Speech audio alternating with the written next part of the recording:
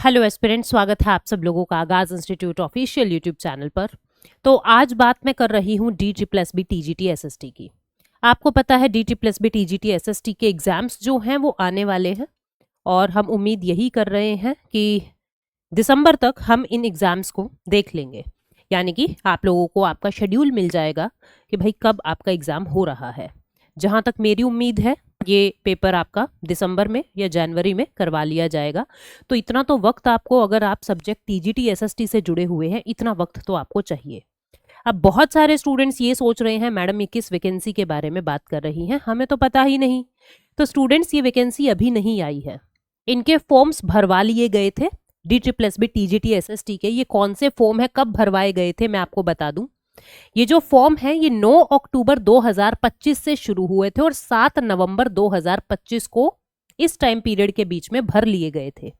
आपको पता है जो 2024 वाली वैकेंसी थी उस समय एग्जाम चल रहे थे। नवंबर 2025 में 2024 वाली वैकेंसी के तो एग्जाम चल रहे थे, ठीक है। इन्होंने तो अपना एग्जाम दे दिया था, 2 नवंबर से शुरू हो रहा है, लेकिन आगे 2026 के लिए वैकेंसी भरने के लिए ये इस टाइम पीरियड में फॉर्म भरे गए थे। ये उस वैकेंसी की बात हो रही है। DT+B TGT SST मेल की जो वैकेंसी है 310 है, ठीक है, और फीमेल की जो वैकेंसी है वो 92 है। तो काफी सारी वैकेंसीज इन्होंने दी है TGT SST के लेके, जिसका एग्जाम अभी होने वाला है आने वाले 4 से 4.5 महीनों में, या उससे भी पहले जो है हम उम्मीद कर रहे हैं, ठीक है। तो आपको पता लग गया होगा ये मैं किस वैकेंसी के बारे में बात कर रही हूँ। इसके बारे में डिटेल में हम समझते हैं कैसे DT+B का पेपर होता है, क्या सच में एज रिलैक्सेशन मिला है या सिर्फ ये एक जुमला था, क्या है असली हकीकत, इसके बारे में सब कुछ जानेंगे। और आपका ऑफिशियल सिलेबस क्या है, अगर कोई स्टूडेंट सेल्फ स्टडी से कर रहा है तो कैसे करेगा, और अगर कोई स्टूडेंट खुद से ना करके मुझसे या किसी और से करना चाहता है, यानी किसी गाइड के माध्यम से, किसी ट्यूटर के माध्यम से करना चाहता है, तो उसे कैसे करना चाहिए, ये सारी बातें हम इस वीडियो के अंदर कर रहे हैं। तो शुरू करते हैं। तो स्टूडेंट, आपको मैं ये एक बात बता दूं पहले कि जो DT+B का एग्जाम है ये 1 डे एग्जाम है, एक ही दिन में होता है। ऐसा नहीं है कि मैं बात सिर्फ और सिर्फ TGT SST की करूंगी, मैं और किसी सब्जेक्ट को बीच में नहीं इंक्लूड कर रही। आपको पता है TGT SST की हम बात कर रहे हैं, तो मैं उसी से ही रिलेटेड सारी बात आपको बता रही हूँ। ये 1 डे एग्जाम होता है, एक ही दिन में होता है, 2 घंटे का एग्जाम होता है भाई, 2 आवर का एग्जाम होता है, ठीक है। 200 क्वेश्चन इसमें आएंगे, 200 क्वेश्चन इसमें आएंगे टोटल, और 200 नंबर का ही ये पेपर होता है। कट ऑफ बहुत हाई गई है आपकी बार भी, हालांकि अपने यहाँ से काफ़ी स्टूडेंट्स ने क्रैक किया था। और 200 मार्क्स का ही नंबर होता है, 200 क्वेश्चंस होते हैं, और इसमें नेगेटिव मार्किंग होती है। नेगेटिव मार्किंग इसके अंदर होती है, ये भी मैं आपको बता दूं, 0.25 की 0.25 की नेगेटिव मार्किंग इसके अंदर होती है, ये भी याद रखना। ये 200 क्वेश्चन कैसे बटे होते हैं, 200 क्वेश्चन में से 100 क्वेश्चन आएंगे आपके जनरल सेक्शन के, और 100 क्वेश्चन होंगे आपके SST से रिलेटेड, जिसके अंदर आपको हिस्ट्री, ज्योग्राफी, पॉलिटी, इको और सब्जेक्ट पैडागोजी के सवाल मिलेंगे। सब्जेक्ट पैडागोजी कभी पूछ लिया जाता है, कभी नहीं भी पूछते, जरूरी नहीं है कि पूछेंगे ही पूछेंगे, पर अपना तैयार कर लेना चाहिए, बहुत मुश्किल तो होता नहीं है। इसके अंदर आपको इंग्लिश मिलेगा, इसके अंदर आपको हिंदी मिलेगा, इसके अंदर आपको जनरल अवेयरनेस मिलेगा, इसके अंदर आपको क्वांट मिलेगा, इसके अंदर आपको रीजनिंग मिलेगा। ये 5 सेक्शन, हर सेक्शन से 20-20 क्वेश्चंस जो हैं वो आपको देखने को मिलेंगे। तो इस तरीके से 100 क्वेश्चन जनरल सेक्शन के और 100 क्वेश्चन जो हैं वो आपको सब्जेक्ट रिलेटेड मिलेंगे। CDP इसमें नहीं आता है, ये भी मैं आपको क्लियर कर दूं। कुछ बच्चों को ये डाउट रहता है कि टीचिंग के हर एग्जाम में CDP आता है, तो हर एक एग्जाम में CDP नहीं आता है, ठीक है, दिल्ली में नहीं आता। तो इस तरीके से 2 घंटे का पेपर रहेगा, 200 मार्क्स का रहेगा, नेगेटिव मार्किंग इसमें रहेगी 0.25 की। ये तो हो गया एग्जाम का पैटर्न। अब ये भी मैंने बता दिया कि ये कौन सी वैकेंसीज की बात हो रही है, ठीक है। अब देखते हैं कि कौन कौन बच्चे इस फॉर्म को भर सकते हैं। एजुकेशनल क्वालिफिकेशन क्या होना चाहिए, एजुकेशनल क्वालिफिकेशन आपने क्या किया होना चाहिए, तब आप इस फॉर्म को भरोगे। इसके अंदर आपके पास या तो ग्रेजुएशन हो, ठीक है, आप ग्रेजुएट हो, और पोस्ट ग्रेजुएट, ठीक है, ग्रेजुएट और पोस्ट ग्रेजुएट, ये दोनों ही स्टूडेंट्स जिन्होंने ग्रेजुएशन में 50% मार्क्स ले रखा है, पीजी में कंसर्न सब्जेक्ट से 50% मार्क्स ले रखे हैं, वो इस फॉर्म को भर सकते हैं। अब आप कहोगे मैम सब्जेक्ट कॉम्बिनेशन की क्या जरूरत है, तो मैं आपको बता दूं, इसमें जो सब्जेक्ट आपको चाहिए, कॉम्बिनेशन नहीं चाहिए कि 2 सब्जेक्ट होने ही चाहिए। इसके अंदर history, geography, polity, eco, statistics, ठीक है, और बिजनेस स्टडीज, इन 6 सब्जेक्ट में से कोई भी एक सब्जेक्ट अगर आपने आपकी ग्रेजुएशन में पढ़ा है या आपने उसमें एमए किया है यानी पोस्ट ग्रेजुएट किया है और आपके 50% नंबर हैं आपके सब्जेक्ट में, तो आप इस एग्जाम के लिए एलिजिबल हैं। साथ में आपने या तो बीएड किया हुआ हो या बीएलएड जो 4 साल का इंटीग्रेटेड कोर्स होता है, ठीक है। साथ में आपका सीटेट पेपर 2 जो है वो क्वालिफाई होना चाहिए। अगर आप ये सारी योग्यता पूरी करते हैं, इसमें सब्जेक्ट का कॉम्बिनेशन नहीं चाहिए स्टूडेंट्स, सिंगल सब्जेक्ट। जैसे मान लीजिए आपने हिस्ट्री में ग्रेजुएशन किया है या ग्रेजुएशन किसी में भी किया है पर आप मास्टर्स हो हिस्ट्री में, ठीक है, ऐसे ही ज्योग्राफी में किया है, ऐसे ही मान लीजिए पॉलिटी में, मतलब किसी भी इन 6 में से किसी एक सब्जेक्ट में अगर आपने आपका बीए किया है यानी ग्रेजुएशन में पढ़ा है या फिर आपने पोस्ट ग्रेजुएशन में किया है विद 50% मार्क्स इन बोथ, तो आपको ये एग्जाम देने से कोई नहीं रोक सकता, बीएड, बीएलएड और सीटेट 2, ठीक है। मैं आपको ये ऑफिशियली भी दिखा दूं और ऑफिशियल वेबसाइट पे भी ये सारी बातें दी हुई है। तो देखिए, बैचलर और मास्टर्स होना चाहिए सोशल साइंस में with at least one of the subject, history, pol science, geography, economics, sociology, business studies, ठीक है, स्टैटिस्टिक्स, ये सारे, सोशियोलॉजी भी है भाई, सोशियोलॉजी वाले भी आएंगे, सोशियोलॉजी भी, ठीक है। तो ये 7 सब्जेक्ट में से कोई एक subject with at least one of the subject बोल रहा है, ये इसको याद रखें, ठीक है। और बीएड आपने किया हो या बीएलएड और सीटेट आपका पास हो तो आप इस फॉर्म को भर सकते हो। ये इजी मैनर में मैंने आपको बता दिया है। अब बात करेंगे एज क्वालिफिकेशन की। यही चीजें यहाँ पे लिखी हुई है, यही चीजें यहाँ पे लिखी हुई है। ये थोड़ा छोटा छोटा है तो आपको थोड़ा दिख नहीं रहा, मैंने उसी को ही थोड़ा सा बड़ा करके यहाँ पे बता दिया है। अब बात करते हैं सबसे इंपॉर्टेंट जिस पे आपकी सुई अटकी हुई है, एज रिलैक्सेशन। एज रिलैक्सेशन, देखिए स्टूडेंट्स, अगर आप यूआर कैटेगरी से हो, अनरिजर्व्ड कैटेगरी से हो, मेल हो फीमेल हो चाहे आप कुछ भी हो, आपका 30 इयर्स ऑफ एज तक ही ये दिया हुआ है। आप कहोगे मैडम हमने तो यूट्यूब पे वीडियोस देखी हैं, हमने शॉर्ट्स देखे हैं कि एज रिलैक्सेशन महिलाओं को मिल गया है। तो मैं आपको बता दूं कि ऑफिशियली टीजीटी एसएसटी के लिए अभी तक कोई ऐसा डॉक्यूमेंट जारी नहीं हुआ है। मैंने आज भी पूरी वेबसाइट चेक की है, एक एक डॉक्यूमेंट खोल के देखा है। जो आप देखते हैं यूट्यूब पे जो बताया हुआ है या कुछ लोगों ने शॉर्ट्स बना रखे हैं, वो स्पेशल एजुकेशन के लिए बनाए हैं, पीआरटी के लिए बनाए हैं और स्पेशल एजुकेशन टीचर्स के लिए महिलाओं को 10-10 साल का रिलैक्सेशन मिला है। DSSB TGT SST के लिए अभी तक कोई भी नोटिफिकेशन ऑफिशियली नहीं आया है, ठीक है। उम्मीद है कि आएगा, उम्मीद है कि आएगा, कोर्ट में केस लगा हुआ है, दैट इज वाई ये एग्जाम आपका इतना डिले भी हुआ है। लेकिन अभी तक भी 30 इयर्स ऑफ एज होना चाहिए। अब आप कहोगे यानी फीमेल्स को कोई रिलैक्सेशन नहीं है, फीमेल होने के नाते कोई रिलैक्सेशन नहीं है, नहीं है भाई, ठीक है। अच्छा, आप अगर कैटेगरी से आते हैं, आप SC ST OBC से आते हैं, फॉर एग्जाम्पल आप SC से आते हो, चाहे आप महिला हो चाहे पुरुष हो, 5 साल का रिलैक्सेशन है। आप ST कैटेगरी से हो, आप महिला हो चाहे पुरुष हो, 5 साल का रिलैक्सेशन है। तो SC ST को 5 इयर्स का रिलैक्सेशन है, ठीक है। यानी कि आप 35 की उम्र तक आप फॉर्म भर सकते हो, ठीक है। आप OBC कैटेगरी से आते हो तो आपको 3 साल का रिलैक्सेशन है, यानी आप 33 की उम्र तक फॉर्म को भर सकते हो।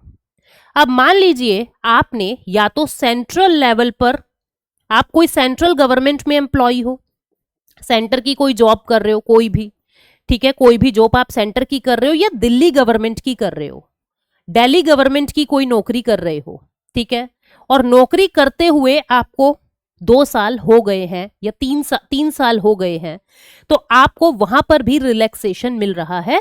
कितना मिल रहा है वो मैं आपको दिखा देती हूं एक बार, ताकि आपको चीजें और ज्यादा क्लियर हो जाएं। आप देखें यहां क्या लिखा हुआ है, जो डिपार्टमेंटल कैंडिडेट्स हैं, चाहे गवर्नमेंट सर्वेंट हैं, यानी कि 3 इयर्स की कॉन्टिन्यूअस सर्विस आपके पास होनी चाहिए। ऐसा नहीं है आज करी कल छोड़ दी।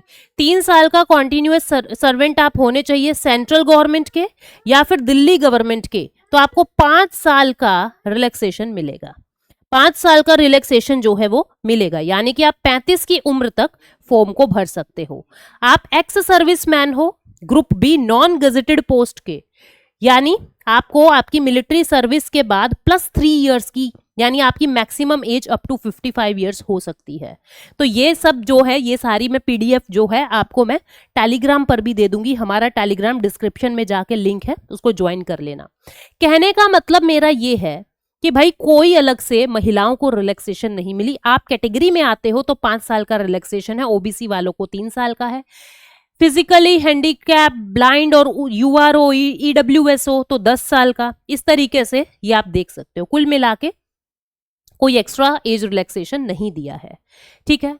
अब हम बात करते हैं कि सिलेबस क्या है। ये सारी बातें होगी एज क्वालिफिकेशन की, कौन इस फॉर्म को भर सकता है, कब से फॉर्म निकले थे, ठीक है। अब सवाल ये आता है क्या मैम फॉर्म रीओपन होंगे। इन केस अगर आपका एज का रिलैक्सेशन जैसे स्पेशल एजुकेशन टीचर के अंदर बढ़ा दिया गया है, महिलाओं को, डाइवोर्सी विमेंस को, इनको विडोज को, इनको रिलैक्सेशन वहां 10-10 साल का दिया है, वो महिलाएं 40-40 साल तक फॉर्म को भर सकती हैं। कोई भी ऐसी महिला, मतलब उसमें DTPS भी TGT SST में नहीं, PRT में और स्पेशल एजुकेशन टीचर के अंदर यह रिलैक्सेशन ऑफिशियली लिख के कमीशन ने भेजा है, लेकिन DTPS भी TGT SST के लिए कोई ऑफिशियल नोटिफिकेशन अभी एज रिलैक्सेशन का नहीं आया है, ठीक है। जब आएगा तो फॉर्म भी रीओपन होंगे और काम भी आगे बढ़ेगा। अभी तक ऐसा कुछ नहीं आया, आएगा तो आपको बता दिया जाएगा, ठीक है। तो ये बातें हो गई। अब बात करते हैं सिलेबस क्या पढ़ना है। सिलेबस क्या पढ़ना है तो हिस्ट्री, ज्योग्राफी, इकोनॉमिक्स, सिविक्स, इन सब चीजों की हम बात कर रहे हैं। हिस्ट्री की अगर हम बात करें तो आपको मैं बता दूं कि इसके अंदर सिर्फ और सिर्फ आपको मॉडर्न हिस्ट्री तैयार करनी होती है और वर्ल्ड हिस्ट्री तैयार करनी होती है। मॉडर्न और वर्ल्ड हिस्ट्री तैयार करनी होती है। इसमें एंशियंट हिस्ट्री नहीं आएगी, इसमें मेडिवल हिस्ट्री नहीं आएगी। एंशियंट और मेडिवल आपको नहीं करनी है, ठीक है। तो इसमें इंडस्ट्रियल रिवोल्यूशन यानी औद्योगिक क्रांति, मैंने इंग्लिश और हिंदी दोनों में लिखा है ताकि हर माध्यम का बच्चा इसको समझ सके। इकोनॉमिक डिप्रेशन, आर्थिक मंदी, लेबर और पीजेंट्स के issues, growth and industries in India in the 20th century, 20वीं शताब्दी में भारत में उद्योगों का विकास कैसे हुआ, औपनिवेशिक समाज की विशेषताएं क्या रही, ठीक है। फ्रेंच रिवॉल्यूशन के कारण क्या थे, फ्रेंच रिवॉल्यूशन में घटनाएं कौन कौन सी घटी गई, उसके प्रभाव क्या पड़े, परिणाम क्या रहे। फिर 1857 का विद्रोह, this is the most favourite topic of DSSS भी। बहुत सवाल आते हैं और बहुत गहराई से आते हैं। इंडियन फ्रीडम स्ट्रगल, ये पूरा आपका मॉडर्न हिस्ट्री है, ये पूरा मॉडर्न हिस्ट्री है, ठीक है। पूरा का पूरा आपका मॉडर्न हिस्ट्री है, आपको तैयार करना है। देन रशियन रिवॉल्यूशन 1917, उसके कारण क्या है, उसकी घटनाएं कौन सी है, उसका प्रभाव क्या हुआ, परिणाम क्या रहे। फिर कार्ल मार्क्स, ठीक है, यूरोप में समाजवाद और समाजवाद का प्रभाव क्या रहा, ये बातें आपको करनी है। फिर फांसीवाद, जर्मनी और इटली का उदय, 2 विश्व युद्ध और संयुक्त राष्ट्र की स्थापना, ये आपको करनी है। ये आपके हिस्ट्री का सिलेबस है। आपको बता दूं, अगर कोई बच्चा सेल्फ स्टडी कर रहा है और कोई यूं सोच रहा है कि सिर्फ NCERT से हो जाएगा, तो नहीं होगा, क्योंकि the level of question is in very depth. बहुत डीप में सवाल पूछे जा रहे हैं। जो 9वीं और 10वीं की NCERTs हैं पुराने वाली, अब तो नई आ गई है, बदल दी गई है। जो 9वीं और 10वीं की NCERT है, जिसको हम पहले करके चले जाते थे और पास हो जाते थे, तो नहीं होगा। बेस बन जाएगा, आधार बन जाएगा, लेकिन सिर्फ उतने से नहीं होगा, आपको बहुत गहराइयां छूनी पड़ेंगी, ठीक है। तो हाँ, सेल्फ स्टडी कर रहे हो तो इन किताबों को छोड़ना नहीं है, करके तो 100% जाना है, पर सिर्फ इसके आधार पे नहीं होगा। मैं आपको क्लियर कट ये बात बता रही हूं, आपको इन डेप्थ जाना पड़ेगा, ठीक है। आगे चलते हैं। अगला टॉपिक ज्योग्राफी, बहुत लेंदी सिलेबस है। Solar system, origin of earth, कैसे धरती घूमती है, दिन और रात बनते हैं, ऋतुओं का परिवर्तन, अक्षांश देशांतर, समय कैसे निकालते हो, डेट लाइन कैसे निकालते हो, फिर धरती के अंदर की संरचना कैसी है, महासागर कैसे बने हैं, फिर ये continental drift theory, plate tectonic theory, ज्वालामुखी भूकंप, फिर कैसे फोल्डिंग फोल्टिंग पर्वतों का निर्माण, भ्रंश घाटियां कैसे बनी है, चट्टान कैसे बनी है, मृदा का निर्माण, मुख्य प्रकार की विशेषताएं चट्टानों की, अपर्दन, कौन कौन से लैंडफॉर्म्स बनते हैं, ठीक है। जैसे आप देखते हो कि भाई यूँ पूछ लेते हैं कि पोर्ट होल्स किसके कारण बनते हैं, या फिर यूँ पूछ लेते हैं कि मान लीजिए डेमोइसलस किसके कारण बनते हैं, या फिर यूँ पूछ लिया बारखन किसके कारण बनता है। तो आपको ये डिपोजिशनल और इरोजनल लैंडफॉर्म पता होने चाहिए, ठीक है। फिर उसके बाद आप देखोगे वायुमंडल पे आ जाओ, हमारे ऊपर की लेयर शोभ मंडल, समताप मंडल, वो लेयर्स पढ़ते हो। जलवायु, इंसोलेशन, हीट बजट वगैरह, कंडक्शन, कन्वेक्शन, सोलर रेडिएशंस, ये टेम्परेचर कैसे कम ज़्यादा होता है, ये सारी चीज़ें। दबाव, फिर इसके अंदर क्या आ जाएंगे, चक्रवात, प्रति चक्रवात, हवा के प्रकार, बादल के प्रकार, बारिश के प्रकार, ये सारी चीज़ें, ठीक है। फिर वर्ल्ड की जलवायु, इसमें कॉपन क्लासिफिकेशन भी पढ़ोगे। ग्रीन हाउस का प्रभाव, ग्लोबल वार्मिंग, ये एनवायरनमेंट से रिलेटेड सवाल आ गए हैं कुछ। फिर महासागरों के बारे में, जल चक्र कैसे होता है, कितने प्रकार के महासागर हैं, उनके अंदर कितने तरीके के पार्ट्स हैं, ये सारी आप देख रहे हो। ओशियन वेव्स हैं, ठीक है, करंट हैं अलग अलग तरीके के, ये सारी चीज़ें। फिर मैप्स एंड स्केल बहुत इंपॉर्टेंट है, सवाल बनता है, ठीक है। और आप देखोगे कि अलग अलग तरीके की उसके ऊपर रिप्रेजेंटेशंस होती है मैप पे, कोई कॉन्टूर होता है, कोई हैक्योर होता है, हिल शेडिंग होती है। ये पूरा मे बी आपको शायद थोड़ा छोटा भी दिखे अभी फ़ॉन्ट साइज, क्योंकि इसका और बढ़ नहीं रहा था। मैं इसको टेलीग्राम पे डाल दूंगी, ठीक है। तो ये आप देख पा रहे हैं। और फिर इकोलॉजी, फूड चेन, ये सारी चीज़ें, ठीक है।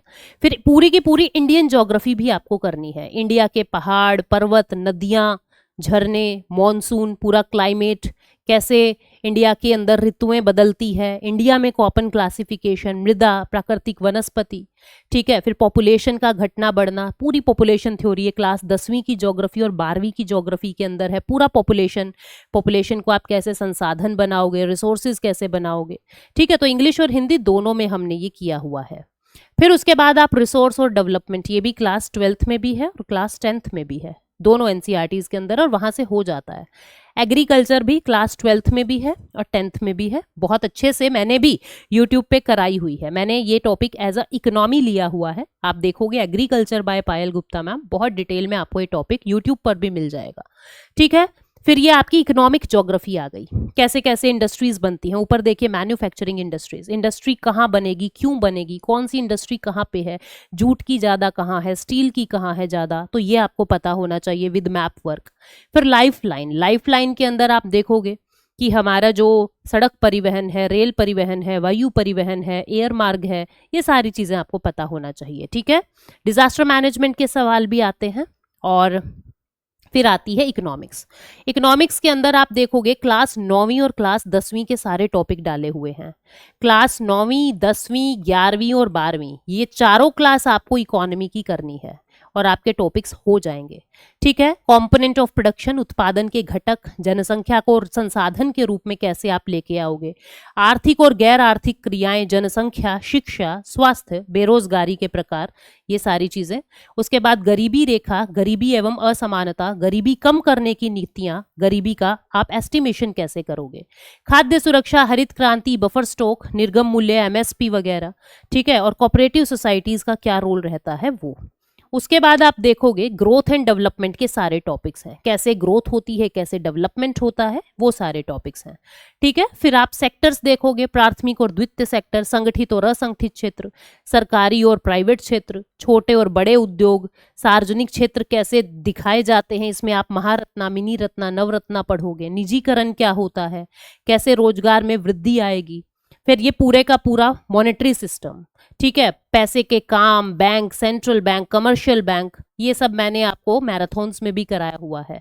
Debt trap, self help group, money supply, वित्तीय बाजारी, शेयर मार्केट आ जाती है, मनी और कैपिटल मार्केट, मॉनेटरी एग्रीगेट्स, ये सारी चीजें। देन सब्जेक्ट आ जाएगा आपका नागरिक शास्त्र यानी कि पॉलिटी में आपको डेमोक्रेसी यानी पावर शेयरिंग, संघवाद, डेमोक्रेसी, बहुत इंपॉर्टेंट टॉपिक है ये डेमोक्रेसी, DT+ भी बहुत सवाल पूछता है। पॉलिटिकल पार्टीज, इलेक्शन, डेमोक्रेसी की चुनौतियां, बहुत कौन से संघर्ष हुए नेपाल में, बोलीविया में, डेमोक्रेसी की अवधारणा कौन कौन सी है, उसके फीचर्स क्या हैं, पंचायती राज, चुनाव, कैसे पूरी दुनिया में लोकतंत्र चलता है और भारत में कैसे चलता है। फिर संविधान सभा, ये हो गया आपका वो जो आप इंडियन पॉलिटी करते हो, कैसे संविधान सभा बनी, कैसे आप देखोगे संविधान का अंगीकरण किया गया। फिर फंडामेंटल राइट्स, जुडिशरी, ये जो आप नॉर्मली आप पॉलिटी पढ़ते हो, ये वो सब वो वाला सेक्शन आ जाता है, ठीक है। ये वो वाला सेक्शन आ जाता है। ठीक है, तो ये है आपका पूरा सिलेबस। तो सिलेबस के अंदर एनसीईआरटी अगर कोई बच्चा पढ़ रहा है जिसके बिना काम नहीं चलेगा, तो आपको 9वीं से 12वीं की एनसीईआरटी करनी पड़ेगी। आपको कोई छठी से नहीं उठानी है किताबें, आप 9वीं से 12वीं की एनसीईआरटी कीजिए, वो इनफ है। ठीक है, लेकिन सिर्फ उतने से पेपर नहीं आता है, पेपर बहुत इन डेप्थ आ रहा है। आप वर्ल्ड हिस्ट्री के क्वेश्चन उठा के देखोगे, बहुत गहराई में पूछे जा रहे हैं। 1857 की क्रांति के सवाल देखोगे, बहुत गहराई में पूछे जा रहे हैं। पिछले साल के जो अभी नवंबर में पेपर हुआ था, नवंबर 2025 में, मैंने सारे यूट्यूब पे करवाए हुए हैं। मैं डिस्क्रिप्शन में उन MCQs का जो मैंने PYQ करवाए हैं, उनका डिस्क्रिप्शन में मैं लिंक भी डाल रही हूँ। 2019 से लेके 2025 तक जितने भी जो रिसेंट वाले भी हुए हैं, अभी 2 नवंबर से 14 नवंबर के बीच में जो पेपर हुआ है DT+B का, उसकी भी मैंने पूरी की पूरी वीडियोस पूरी की पूरी मर्ज करके मैंने चलाई थी। ठीक है, और उससे पहले भी जो PYQs हैं, मैं दोनों ही वीडियो के लिंक डिस्क्रिप्शन में डलवा रही हूँ। किसी बच्चे को सेल्फ स्टडी करनी है तो सेल्फ स्टडी के लिए आप 9वीं से 12वीं की एनसीईआरटी आपको पढ़नी होगी। और कोई बच्चा कहीं से भी पढ़ रहा है, किसी भी ट्यूटर से, किसी भी प्लेटफॉर्म से, मुझसे पढ़ रहा है, किसी और से पढ़ रहा है, कहीं से भी पढ़ रहा है, 9वीं से 12वीं तो आपको फिर भी करनी पड़ेगी। अब सवाल आता है क्या मैडम इतना करने से हो जाएगा? तो नहीं, आपको इन डेप्थ जाना पड़ेगा। आप किसी से भी पढ़े, वो आपकी मर्जी है। ठीक है, अब हमारे यहाँ पे बैचेस कौन कौन से हैं वो भी बता दूं। सारे बैचेस आपको पता है कि हमारे लाइव चल रहे हैं। ठीक है, बैचेस लाइव चल रहे हैं। एक और चीज मैं आपको क्लियर करना चाहती हूं, अगर आप हमसे बैच लोगे तो आपको ज्योग्राफी रिकॉर्डेड में मिलेगी। ज्योग्राफी में फिर से लाइव नहीं कराऊंगी। ज्योग्राफी कौन सी ज्योग्राफी? जो आपकी फिजिकल ज्योग्राफी है वो पूरी की पूरी आपको रिकॉर्डेड मिलेगी। इंडियन ज्योग्राफी आपको रिकॉर्डेड मिलेगी। लेकिन जो अच्छा, पॉपुलेशन वाला जो टॉपिक है, ह्यूमन ज्योग्राफी जिसको बोलते हैं, मानव भूगोल, वो भी रिकॉर्डेड मिलेगी। लेकिन जो इंडस्ट्री वाला सेक्शन है, इकोनॉमिक ज्योग्राफी, ये आपको लाइव में मिलेगा। आपको लाइव करवाया जाएगा। क्या क्या लाइव मिलेगा? इकोनॉमिक ज्योग्राफी मैं लाइव का बता रही हूँ, रिकॉर्डेड का मैंने बता दिया भैया। रिकॉर्डेड ये मिलेगा, physical geography, Indian geography, human geography. Live economic geography जिसमें इंडस्ट्रीज का सारा सेक्शन है। ठीक है, इंडस्ट्रीज कहाँ, क्यों, कैसे, ये सारी चीजें। एक मिनट बेटा। ठीक है, इकोनॉमिक ज्योग्राफी। पॉलिटी बिल्कुल लाइव में चल रही है, अभी भी लाइव में चल रही है। कुछ लगभग 11-12 क्लासेस हो चुकी हैं। और वर्ल्ड हिस्ट्री हम लाइव में ही करेंगे, बिल्कुल जीरो से हम लाइव में ही करेंगे। ठीक है, इकोनॉमिक्स की बेसिक्स वीडियो तो आपको रिकॉर्डेड मिलेंगी।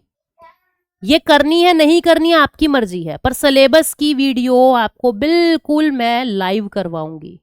ठीक है, तो ये चीजें हमारे बैच में आपको लाइव मिलेंगी और वो चीजें आपको रिकॉर्डेड मिलेंगी। मैं ये इसलिए बता रही हूँ क्योंकि अगर कोई बच्चा बैच लेता है तो उसको ये उम्मीद रहती है कि भाई मैम ये तो हमारे साथ क्या हो गया, ज्योग्राफी लाइव क्यों नहीं है? तो क्योंकि वो मैंने अभी बहुत डिटेल में करवाई थी। ये मेरी आखिरी क्लास 1 जुलाई को ही फिनिश हुई थी इसकी, और अभी ये मैंने फिनिश कराया था। तो उससे अच्छा है हम बाकी चीजों पे ध्यान दे लें। ठीक है, अब बैचेस कौन कौन से हैं उस पे ध्यान दीजिए। बैच जो है हमारे पास आप देखोगे DT+B TGT SST का है। इसके अंदर आपको क्या मिलेगा स्टूडेंट्स? इसके अंदर आपको जो सिलेबस मैंने अभी डिस्कस करवाया है वो पूरे का पूरा सिलेबस आपको मिलेगा। जो चीज लाइव मिलेगी वो मैंने आपको बताई, जो चीज रिकॉर्डेड मिलेगी वो आपको बताई है। ठीक है, ये कूपन कोड है, खरीदते हुए आप कूपन कोड लगा लेंगे तो आपको 500 रुपए का डिस्काउंट मिल जाएगा। और ये जो बैच है ये 2500 रुपए का आपको पड़ेगा। बाकी आप विजिट करें ऑफिशियल साइट पे, आपको पता लग जाएगा। ठीक है, वहां दिखेगा 3000 रुपए, कूपन कोड लगाओगे 2500 दिख जाएगा। उसके बाद आप देखोगे ये वाला जो सेक्शन है, ठीक है, ये जिस बच्चे को DSSB NCERT DSSB का सिलेबस तो चाहिए ही चाहिए जो मैंने डिस्कस किया है, साथ में अगर कोई मुझसे छठी से 12वीं की NCERT करना चाहता है तो ये वो बैच है। यहाँ पे भी आप कूपन कोड लगाओगे 500 रुपए का ऑफ मिलेगा। यहाँ पे आपको पूरे का पूरा सिलेबस तो मिलेगा ही। एक फोल्डर ऐसे मिलेगा DT+B का, ठीक है, और एक फोल्डर मिलेगा 6th क्लास का, एक 7th क्लास का, एक 8th क्लास का, एक 9th क्लास का, एक 10th का, एक 11th का और एक 12th का। ऐसे यहाँ पे ये सारे फोल्डर्स आपको दिखाई देंगे। ठीक है, दोनों में फर्क क्या है समझ लेना।